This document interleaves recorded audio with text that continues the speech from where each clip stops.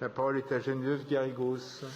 Merci, Monsieur le maire, mes chers collègues. Le 26 juin dernier, comme chaque année, était la journée internationale pour le soutien aux victimes de la torture. Ce crime contre l'humanité dans lequel, comme l'a écrit Vladimir Volkov, il y a quelque chose d'insoutenable et de vertigineux, la destruction de l'homme à l'état pur. Ce crime interdit par tous les traités internationaux, et y compris le droit coutumier, fait l'objet d'une interdiction absolue qui ne peut être justifiée en aucune circonstance. Pourtant, il est toujours pratiqué dans au moins la moitié des États membres des Nations Unies pour détruire des opposants, des ennemis, des populations entières, pour briser des femmes, des hommes, des enfants, afin de les réduire en esclavage. Chaque jour arrivent aux portes de la forteresse Europe des personnes qui ont vécu au sein de leur parcours migratoire ou avant même ce dernier, dans leur pays, des tortures de tous ordres. Ces exilés arrivent brisés, physiquement, psychologiquement, portés par l'espoir de vivre, de revivre.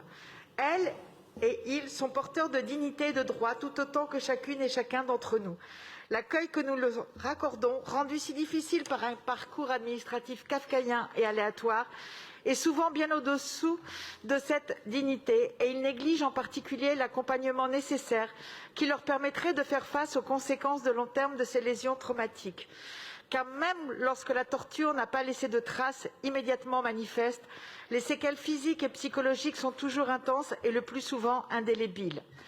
Le projet de délibération que nous allons examiner vise à accorder le soutien de la Ville de Paris à 5 associations qui œuvrent chacune à leur manière pour pallier les manquements de la solidarité nationale et assurer un accueil digne à ces personnes qui en ont tant besoin.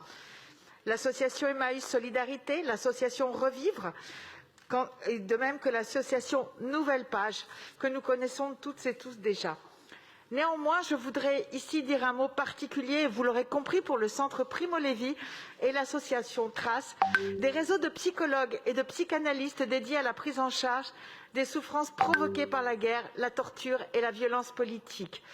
Ces associations accompagnent vers les soins, vers leurs droits, les victimes des crimes les plus graves, car quand elles en parlent ou non, elles sont sans exception marquées au plus profond d'elles-mêmes par ce qu'elles ont enduré.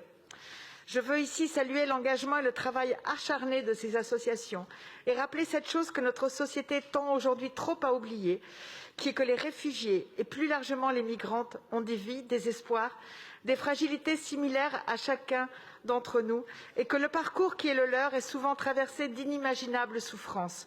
Nous leur devons, au nom des droits humains, au nom de la fraternité et au nom de l'humanité, tout simplement, un accueil digne.